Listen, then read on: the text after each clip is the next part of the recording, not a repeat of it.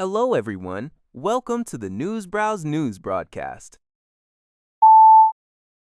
Jim1net has published a flash news report stating that multiple U.S. soldiers have died during a rescue operation in Iran. The operation was launched to retrieve crew members from a downed fighter jet. This information was reported by various media outlets, as cited by Jim1net. The specific number of casualties and further details regarding the incident or the precise location within Iran were not immediately available in this brief dispatch.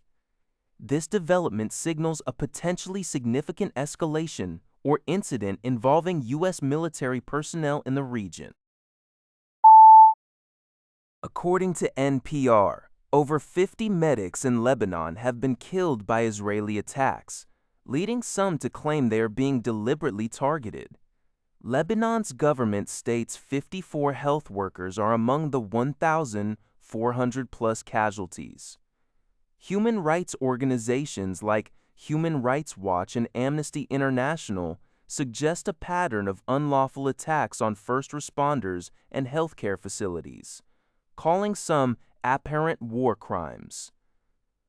While Israel denies intentionally targeting medics, it claims some arrive at strike sites between munitions being fired and impact, and that it revokes protections when Hezbollah allegedly misuses medical teams and ambulances for military purposes. Red Cross personnel, who notify the UN of their coordinates, and Hezbollah-affiliated medics face extreme danger, prompting changes in rescue protocols.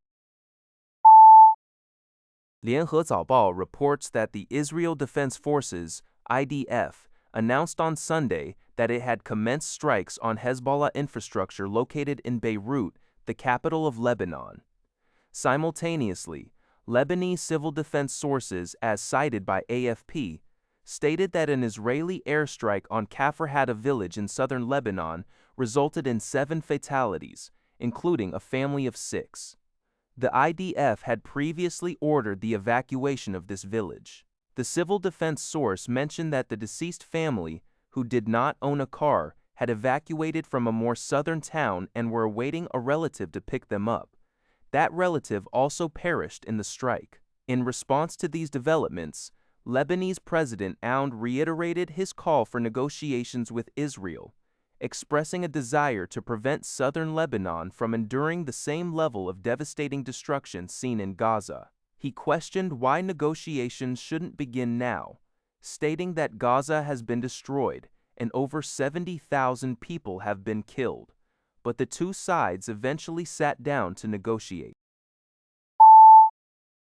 Daily Express, U.S. reports that Serbian authorities have allegedly discovered a powerful explosive device, along with detonation equipment at critical gas infrastructure connecting Serbia and Hungary. This alarming finding has prompted Hungarian Prime Minister Viktor Orbán to immediately call Russian President Vladimir Putin to relay the news. In response to the grave security threat, Prime Minister Orbán has also convened an Emergency Defense Council to assess the situation and coordinate protective measures.